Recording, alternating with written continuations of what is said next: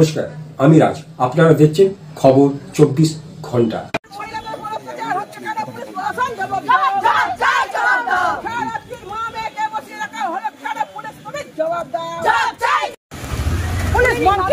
চড়ক দেখতে গিয়েছিল, সে যখন ফিরছে সাইকেলে করে, তখন ওখানে দুটো ছেলে ওকে উত্তপ্ত করে, টানা হেজড়া করে। মেয়েটা চেঁচামেচিতে পাড়ার লোকজন তাকে উদ্ধার করে বাড়িতে নিয়ে যায় এবং তার মা বাবা যখন এই থানায় এসে অভিযোগ করে, তার বাবাকে প্রশাসন থেকে পুলিশ তাকে বাড়িতে পাঠিয়ে দেয় এবং মা মেয়েকে সারা রাত্রি থানায় বসিয়ে রাখে।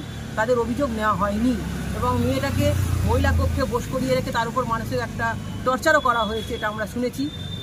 কেন অভিযোগটা নেওয়া হলো না? সারা রাত্রি কেন তারা বসে থাকলো?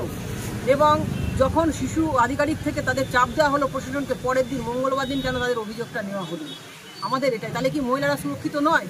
আমরা চুইরোবাসীদের কাছ থেকে, চুইরোবাসীদের হয়ে আমরা আবেদন করতে চাইছি যে যেন দুষ্কৃতীদের করা হয়, তদন্ত করে ধরা হয়। এটা নিয়ে আমাদের এখানে আসা।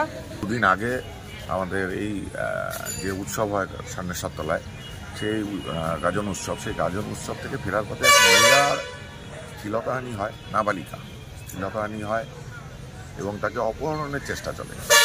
সেই মর্মে তাদের বাড়ির লোক, যাই হোক ওখানকার যারা এলাকার লোকজন রয়েছে তারা ওই অবস্থায় উদ্ধার করেছিল, কিন্তু ওখান থেকে উদ্ধার করার পর ওই মহিলাকে নিয়ে তার বাড়ির লোক, নাবালিকাকে নিয়ে তার বাড়ির লোক থানায় আসে।